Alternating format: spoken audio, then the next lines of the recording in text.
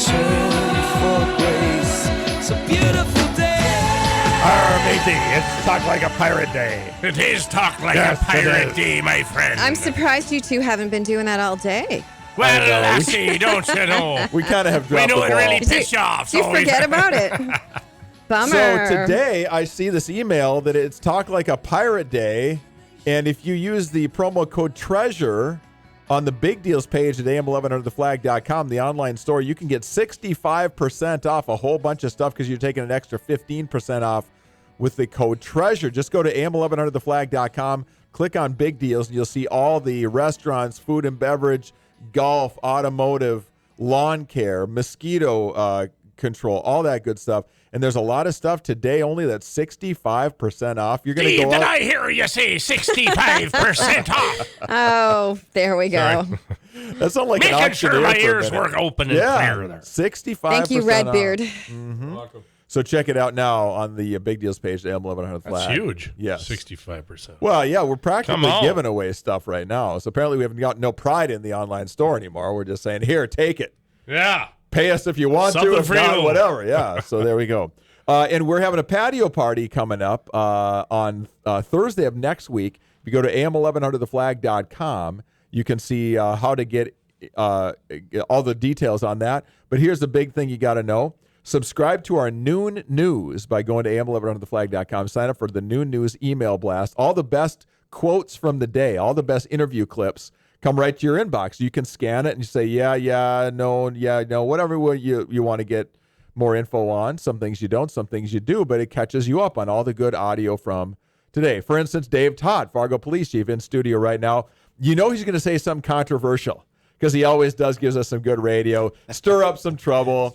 He's that kind of guy. I said earlier, Talk Like a Pirate Day. Yeah, Talk Like a Pirate Day. Yeah. Can't swing a dead cat around here without hitting a cop. Yeah. Jason in earlier, and there's Dave standing there. There you go. Don't be swinging dead Come on, cats give us at your best. me. Come on, Chief. Give us your best pirate. There you go. Good enough. Our matey, to the clink you go. Yes. So go to the am11undertheflag.com, click on the noon news, sign up, and you'll be registered for the big party. Brought to you by Deckmasters, Granite City, Personal Touch Marketing, Hot Spring Spas and Pool Tables 2, Budweiser, Bud Light, Pepsi, Bacardi Rum, Patron Tequila, and Aviation Gin. All right, Dave Todd, Fargo Police Chief, good enough to come by. Every once in a while, we like to have the chief come by just to let us know how things are going. Dave, good morning. Thanks for coming by. Good morning, Steve, Alex, Kevin. Good to be here. Yeah, it's been a while. Yes. First of all, let me compliment you on your dessert serving capabilities at Chocolate Fantasy. Yeah. He didn't mess him up? Oh, this guy's unbelievable. And I'm telling you what, I'm standing there, and people would think, oh, maybe the media personnel would have the big crowd. No, it's all the police chiefs and the sheriffs. They got the big crowd, all the ladies swooning. Oh, Chief Todd, will you please serve me up a little bit of that? Hallstrom, you should have had a uniform on. Seriously, yeah, I was much even a less than waiter that. uniform. Women like guys in uniform. It doesn't matter what. Yeah, I didn't have it. So Dave was making the ladies happy over at Chocolate Fantasy. I think it was more Chief Yankee making the ladies happy. Is he entertaining? He's better looking, taller. Well, there you go. He is an FBI man. Yeah, he's got that going. Dave, wanted to have you back just to check in, every few months on how things are going. But I was particularly interested in after the downtown shooting and the food truck shooting, there was some talk about what are we going to do downtown, and it was decided there'd be a little bit of an increased foot patrol downtown just to kind of make sure that there's more of your men and women out there checking things out. How's that gone so far? It's gone really well, Steve. You're right. We put some more people out on foot there downtown, especially during our peak hours of activity. You'd see officers walking the beat, or even walking the beat in pairs during the day and in the evening. And I think that's been effective. It's more of a visibility thing than it is anything else, and making people feel comfortable with the downtown. The homicide that happened was that's a sad, tragic situation. I don't think it was something that was specific or related to downtown, other than it happened there on the outskirts of the downtown area. But certainly people felt like, okay, we don't always feel safe downtown. Let's and we as a police department need to respond to that and do things to make them feel safe. So we focused on that quite a bit. What did you hear from merchants, people downtown? What feedback did you get from the public on this? Well, they always like seeing us downtown. They really do. And I always encourage our downtown resource officers to be stopping into businesses.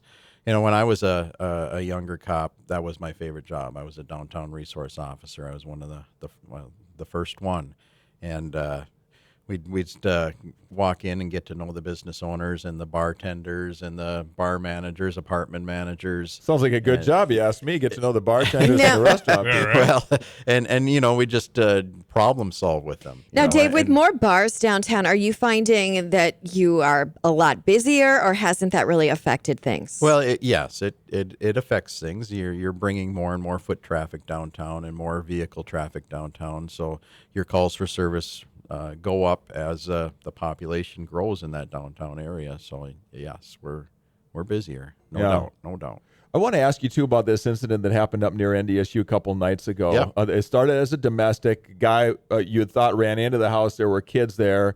Do we think he just got out of the house before you were able to secure that perimeter? That's exactly what we think. What was happening was we were responding to a domestic in progress, and one officer got there, was dealing with those two with the domestic in progress, and in the process finding out that there was a protection order in place.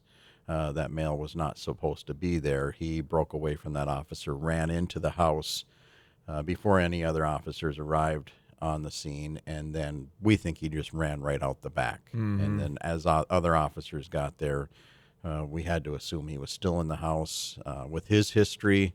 And two little girls in the house, that made us concerned, and so that's why we end up setting on the house and trying to call him out. Eventually, going into the house and discovering he was no longer there.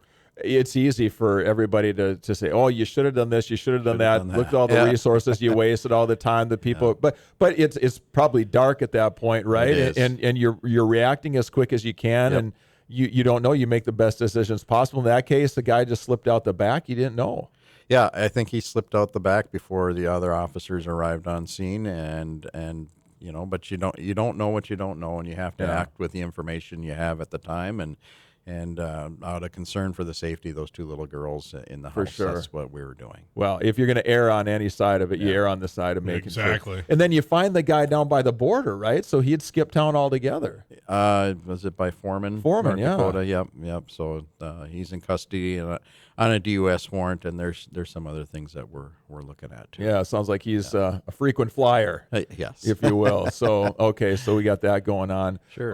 What do you want the community to know about these times when you set up a perimeter and you do a shelter in place? I'm sure you don't take those things flippantly because you want to let people live their life. Right.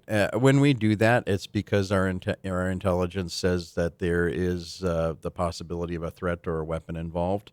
That is why we do that, and why we push those messages out to the community. If we didn't have that kind of intelligence, we probably would not do that. So when we send out a message to people like that, we need to take that seriously. If there is a firearm involved, they need to recognize that if they breach that perimeter or they're standing alongside that perimeter, there is always a chance they could get hurt. And so it's really for the protection of them and making sure that that we can contain that situation also. Mm-hmm. You and I, well, all of us had a conversation with you maybe a year ago when the idea of red flag laws first came up. Right. And you came out and took a position on that, and you said, did. hey, look, I'm just a law enforcement guy, and I'm trying to figure out how to do the best. Is it perfect? No. But if I know that there's somebody who's a danger to people and there's a way that I can safely confiscate their firearms, why would I not want to do that? Am I paraphrasing accurately? I think you are. You know what? And have you changed your mind? I have a mixed answer on that. I still feel the same way, just for the sake of my officers, because I know from my own personal experience and also from listening to them what they come across with people that are suicidal and sometimes homicidal, that sometimes removing a weapon from that situation, albeit temporarily, is probably the best thing to do. But I'm not interested in getting caught up in this gun control debate. I'm really not. I'm a Second Amendment supporter. I believe in the right to have firearms. So I'm not interested in being used by people on either side of that political debate. I'm just speaking for my officers that are out on the street and sometimes have to deal with these situations. And I'm also speaking for the families of those people that are going through mental health crisis where they're suicidal, and the families are distraught about them being in that situation. And when they're in crisis like that, sometimes it seems to me the best thing to do is to temporarily remove the firearm from that situation until they're out of crisis and find that, My concern with that, though, is if it's a bogus report. If someone wants to get even with someone else for some reason or another, say it's a couple and they've split up and, Right. and the woman wants to get even with him and get rid of his firearms for, and making up things. Well, I think at least from the law enforcement perspective, this is like a search warrant process. We have to swear an affidavit of probable cause, and that has to go before a judge before anything like that can happen. So we have our credibility on the line when we do that, and so we're going to do a thorough investigation to make sure that's not the case before we were to take some type of action like that. We're going to do something based on what our observations are. Now, the other side of things, under the red flag that was proposed, yes, that does give family members the ability to come to the court themselves, and I can't control what other people say. I think maybe the penalty could be stiffened for people that provide false information, but that's... Is there a penalty right now for false information? I wasn't aware. In the proposed legislation, there was. Okay. It was a misdemeanor, and there's a lot of people out there that don't feel that was a strong enough penalty for providing false information in an affidavit. I would agree. Yeah. 818 here with Dave Todd, Fargo Police Chief. Dave, there are, I think now there's 4 medical marijuana dispensaries in the state, and I think there's a couple more that are coming. Yeah. And when these next 2 that are going to be open, there will be no resident in the state will be more than a 50-mile drive from a dispensary. From a law enforcement perspective, does this create any concerns for you? Well, these are medical marijuana dispensaries. I visited one of them here in Fargo. I'm not very concerned about that. That's a medical issue for doctors to be involved in. I don't know the science behind medical marijuana. I will tell you this. I wish that if you were going to treat marijuana as a medicine, that it would go through the same process that every drug that has to be approved through the FDA goes through. And this is like a deviation from that whole thing. It is. And so... what's the dosage? What's the THC level? What's the appropriate method for administering? I mean, it's all just whatever you feel like, and so that's where it loses a little bit of its credibility for me. So I wish that if it was going to be treated like a medicine, it would go. I'd never even thought about that. Yeah, but it's a fair question. Are your officers, though, are they finding people without medical marijuana cards having it or without not so medical much? marijuana? Yeah, I mean, that's just straight possession of marijuana. Okay, so it doesn't matter what grade or whatever. Right. Okay. All right, 820. Let's go to the phone lines. Nate has a question for Chief Todd. Good morning, Nate. Good morning, Steve. Good morning, Chief Todd. Good morning, Nate. My question for you, Chief Todd, is about medical marijuana. And I'm not quite sure who ends up getting the money from that and where it goes and what bank it may go to in Fargo. But with that being said, let's say that a medical marijuana dispensary banks at Gate City, and someone ends up getting a ticket for having possession, and the judge ends up having his bank account at Gate City or the arresting officer. Do you think that might be a future problem, that law enforcement and judges may profit off the marijuana industry, but yet they're charging people at the same time? Thanks, Nate. Appreciate the question. Yeah, I'm not quite sure how I understand that question. just because people have accounts in the same bank. I'm not surely sure. Nate, are you still with us? Question, but Nate, are you there still? No, he had to go. Okay. I know the federal banking system can't work with dispensaries in the recreational world. Can they? Yes. Can they in the medical world? Because it's a federally illegal product right now. Yeah. But can they in the medical marijuana world? I mean, can federally insured banks accept that money? This is maybe not your department. Technically, no. Right. And a lot of these dispensaries do not deal with federally insured banks. Right. They'll deal with credit unions often. Oh. And so that's there again is the conflict in law. You have federal law that says you can't do this, but the feds have said we're not going to enforce federal law, and then you've got state law that's in conflict with the federal law that says you can do it. So it's a mess. Yeah, it's a little bit of a mess. Yeah. All right. Thanks, Nate, for giving us a call. All right, 8:22 here on the Need to Know Morning Show. We're going to take a short break. When we come back, Alex has got a weather check for us. And I want to ask Chief Todd about the whole vaping conversation that we've been having. From law enforcement perspective, is there anything to talk about with vaping? Is there concerns? Is there increased activity, illegal things? We'll talk to Dave about that as we continue on the Need to Know Morning Show. Stay right there.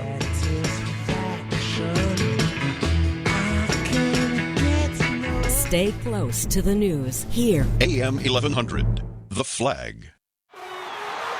It's football season. How are you watching? Touchdown, Lincoln. Midco Sports Network is broadcasting over 40 live games this season. Our Midco SN team is bringing the action home to you, the fans, because, well, we're fans too. Check out the live schedule online at midcosn.com and follow us on social media for even more coverage. Midco Sports Network. This is how we do sports. Have you tried Culver's Salted Caramel Concrete Mixer? This handcrafted treat starts with creamy frozen custard made fresh in restaurant. We're talking small batches all day long fresh. Mixed any way you crave with your favorite mix-ins. Cookie dough, brownie pieces, and then we make it even more craveable with swirls of rich, salted caramel. Treat your taste buds to a Culver's Salted Caramel Concrete Mixer. Welcome to Delicious.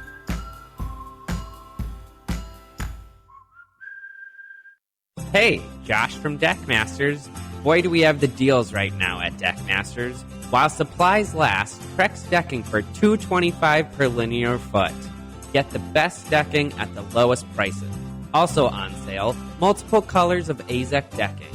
Stop in today while the deals are hot. Once they're gone, they are gone.